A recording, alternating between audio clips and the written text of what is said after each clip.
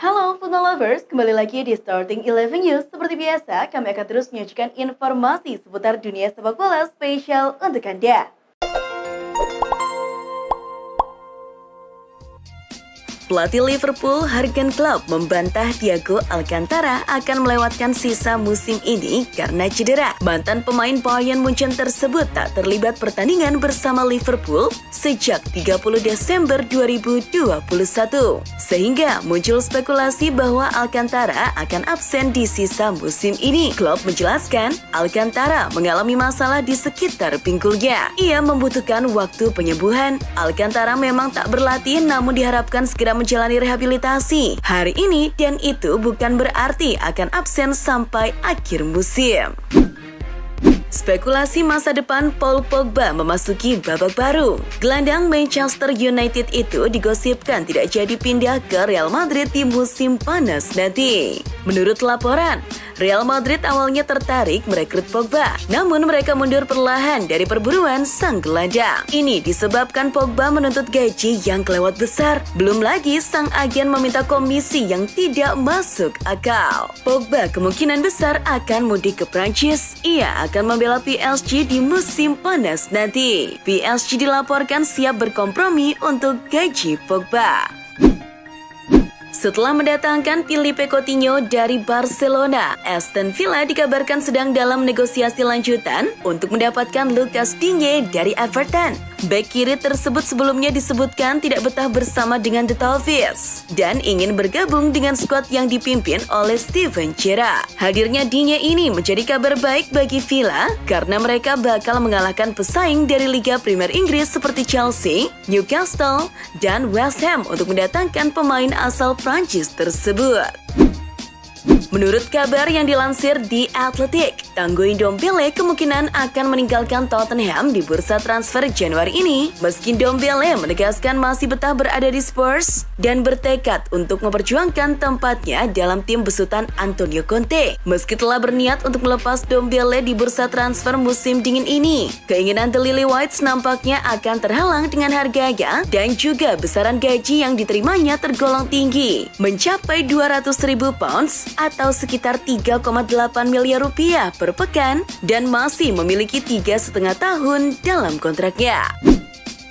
Newcastle ingin mendatangkan 5 pemain baru pada Januari ini untuk memperkuat tim pada paruh musim kedua. The Magpies telah sukses menggait bek kanan Atletico Madrid yakni Kieran Trippier pada awal Januari ini. Namun Newcastle masih butuh tambahan amunisi baru dan berharap pemain-pemain incarannya ini bisa membawa The Magpies kembali meraih hasil positif dan terlepas dari zona degradasi. Newcastle ingin mendatangkan 2 pemain yang berposisi sebagai penyerang, 2 pemain berposisi sebagai bek tengah, dan 1 pemain yang berposisi sebagai bek kiri. Toni Kroos telah menjalani karir di Real Madrid dengan hebat. Ia memenangkan 4 trofi Liga Champions dan menjadi legenda klub. Toni Kroos telah menjelaskan ingin pensiun bersama Los Blancos. Kontraknya saat ini akan berakhir pada Juni 2023, tetapi Kroos bertekad untuk mendapatkan perpanjangan yang akan menempatkannya pada posisi untuk mengakhiri karirnya di ibu kota Spanyol. Namun, Kroos menilai sebenarnya ia tidak perlu memikirkannya, sebab ada hubungan luar biasa dengan klub yang tidak akan pernah ia pertaruhkan untuk beberapa jenis spekulasi. Klub raksasa Italia, AC Milan punya kesempatan emas untuk mendaratkan Renato Sanches. Setelah Barcelona memutuskan untuk mundur, pelatih baru Barca, Xavi Hernandez, tidak tertarik untuk memburunya pada bursa transfer musim dingin 2022. Xavi tidak begitu cocok dengan gaya bermain Sanches. Saat ini kontrak Sanches bersama Le Doges masih tersisa hingga Juni 2023. Harga pasarannya ada di angka 30 juta euro atau sekitar 485 miliar rupiah. Milan masih memiliki lawan berat untuk bisa mendapatkan Sanches. Arsenal dikabarkan juga sedang membidiknya. AC Milan terlibat dalam pertempuran untuk meraih Scudetto musim ini. Dengan kondisi tersebut, Rossoneri ingin meningkatkan peluang mereka dengan mendatangkan bek Manchester City, Nathan Ake, pada Januari ini. Hal tersebut juga diakibatkan karena Simon Kjaer akan absen selama sisa musim ini karena cedera ligamen lutut, sehingga klub Italia itu diharuskan mencari penggantinya. Dalam sebuah laporan yang diterbitkan oleh The Sun, minat Milan pada Ake adalah perkembangan yang cukup baru, namun membujuk Manchester City untuk berpisah dengan sang bek bisa menjadi masalah lain. Inter Milan optimis bisa memperpanjang kontrak dengan Marcelo Brozovic dan dilaporkan telah menjadwalkan pertemuan setelah final Piala Super Italia lawan Juventus 12 Januari. Kontrak pemain Kroasia itu akan berakhir pada akhir musim dan Nerazzurri telah melakukan pembicaraan untuk memperpanjang masa tinggalnya di klub dalam jangka waktu yang lama. Laporan dari Football Italia mengklaim Inter akan menawarkan Brozovic kontrak baru 6,5 juta euro atau sekitar 105 miliar rupiah per tahun plus tambahan. Sampdoria resmi mendatangkan bek Andrea Conti dari AC Milan dengan status permanen. Pemain 27 tahun itu hanya mencatatkan 52 penampilan untuk Rossoneri di berbagai ajang kompetisi sejak ia direkrut dari Atalanta pada 2017 dengan harga 24 juta euro. Conti hanya menyisakan 6 bulan di dalam kontraknya bersama Milan, sehingga ia dijual. Karirnya di San Siro terganggu dengan masalah cedera. Conti sempat dipinjamkan ke Parma pada Januari 2021, namun ia juga gagal memberi dampak di sana dengan hanya mencatatkan 10 penampilan di Serie A. Aston Villa resmi meminjam Philippe Coutinho dari Barcelona. Dalam pengumuman di situs resmi, Aston Villa menjelaskan bahwa Coutinho akan menjalani masa peminjaman hingga akhir musim 2021-2022. Gelandang asal Brazil itu juga bakal mengenakan kostum nomor 23 di Villa Park. Adapun kesepakatan untuk bergabung Aston Villa membuat Coutinho akan bersatu kembali dengan mantan rekan setimnya di Liverpool, Steven Gerrard. Pedri dan Ferran Torres dinyatakan sudah negatif COVID-19. Keduanya akan menyusul berangkat skuad Blaugrana untuk laga El Clasico Barcelona versus Real Madrid di Piala Super Spanyol. Partisipasi kedua pemain Barcelona tersebut untuk laga yang digelar di King Fahd International Stadium, Riyadh, Arab Saudi, Kamis 13 Januari dini hari waktu Indonesia Barat, sempat diragukan akibat masih positif virus COVID-19. Namun, hasil tes Pedri dan Ferran Torres kini sudah negatif COVID-19. Mohamed Salah memberikan pernyataan terkait status perpanjangan kontrak antara dirinya dengan Liverpool yang sampai saat ini belum terwujud. Kontrak Salah di Liverpool bakal berakhir pada 2023 mendatang. Salah menyatakan bahwa opsi utamanya adalah bertahan di Liverpool. Mengenai masih alotnya negosiasi perpanjangan kontrak, Salah menyebut Liverpool telah mengetahui keinginannya apabila bertahan di Anfield. Keinginan yang dimaksud itu dipastikan bukan berupa hal-hal gila yang dapat memberatkan The Reds. Pelatih Nigeria, Augustin Eguavoen, mengungkap strategi di balik keberhasilan mengalahkan Mesir di Piala Afrika, yaitu dengan meredam Mohamed Salah di lapangan. Nigeria tampil bagus dalam laga perdana melawan Mesir di Piala Afrika. Walaupun hanya menang 1-0 lewat gol Kelechi Iheanacho, secara keseluruhan Nigeria tampil dominan dan memiliki lebih banyak peluang dibanding Mesir. Kegemilangan penampilan Nigeria itu tak lepas dari keberhasilan strategi Eguavoen yang berjalan baik sepanjang pertandingan. Klub Premier League Tottenham Hotspur dikabarkan tertarik untuk mendatangkan Jesse Lingard dari Manchester United pada musim panas mendatang. Hingga saat ini, spekulasi terkait masa depan Lingard di MU masih menjadi salah satu topik yang hangat diperbincangkan. Pasalnya, pemain berusia 29 tahun itu berpotensi untuk meninggalkan MU secara gratis lantaran kontraknya akan habis pada Juni 2022 mendatang. Hal ini membuat Lingard dilirik beberapa klub. Selain Spurs, West Ham juga tertarik merekrut Jesse Lingard.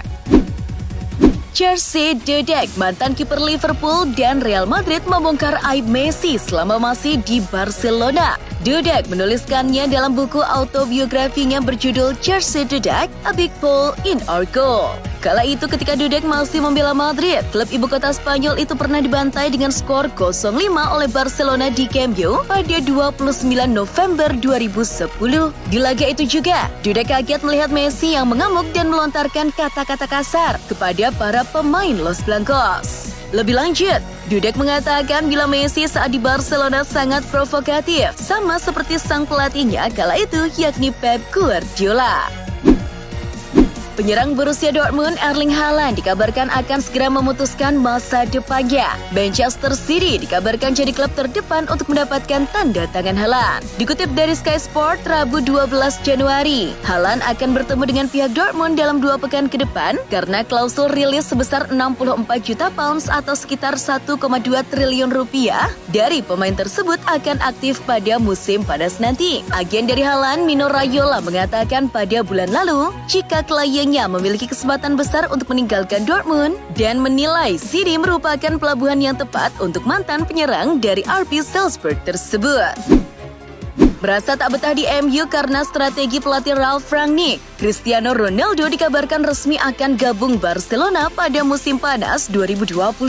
Menurut laporan Barca Universal, Barcelona menjadikan Ronaldo sebagai bidikan utama mereka di bursa transfer musim panas yang dibuka pada 1 Juli 2022.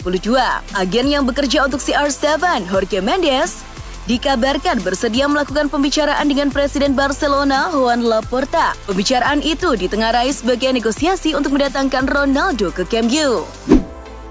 Kejadian tak menyenangkan dialami bintang Paris Saint-Germain, Kylian Mbappe. Dia menerima ancaman pembunuhan secara tak langsung usai isu kepindahannya ke Real Madrid menguat. Seorang penggemar melakukan aksi vandalisme di mural Mbappe kawasan Bondy, Paris. Dia menuliskan, "Mbappe, kamu akan mati." Kawasan Bondy memang terbilang pinggiran di Paris dan terbilang cukup kumuh. Karena Mbappe sempat tinggal dan berkembang di sana, tentunya jadi idola. Tapi, isu kepindahannya ke Madrid membuat warga sekitar marah dengan Mbappe. Kabar duka datang dari dunia sepak bola internasional. Pesepak bola asal Turki Ahmet Çalık meninggal dunia di usia 27 tahun setelah terlibat kecelakaan di jalan raya. Çalık adalah pemain tim nasional Turki yang sempat bergabung dengan Galatasaray sebelum pindah ke Ittifaq Holding Konyaspor pada 2020. Kematian Ahmet Çalık mengejutkan warga Turki hingga warganet pun mulai membanjiri Twitter milik sang pesepak bola dan klubnya yang sekarang Konyaspor dengan ungkapan duka cita yang mendalam. Lorenzo Insigne resmi menandatangani kontrak 4 tahun untuk bergabung dengan Toronto FC dari Napoli. Penyerang berusia 30 tahun akan pindah di pertengahan musim MLS setelah kontraknya dengan Napoli akan berakhir pada Juni mendatang. Insigne mengikuti jejak pemain Italia Sebastian Giovinco yang meninggalkan Juventus dan bermain untuk Toronto dari 2015 hingga 2019. Insigne akan mendapatkan gaji 11,5 juta euro atau sekitar 186 miliar rupiah per tahun ketika tampil bersama klub MLS tersebut pada musim depan.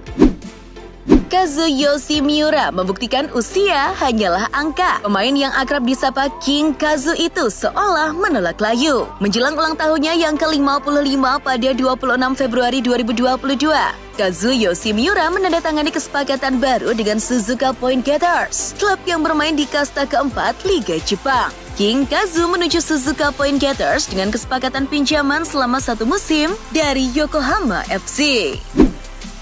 Semifinal Supercopa de España atau Piala Super Spanyol tahun ini menyajikan partai panas bertajuk El Clasico, yakni Barcelona versus Real Madrid.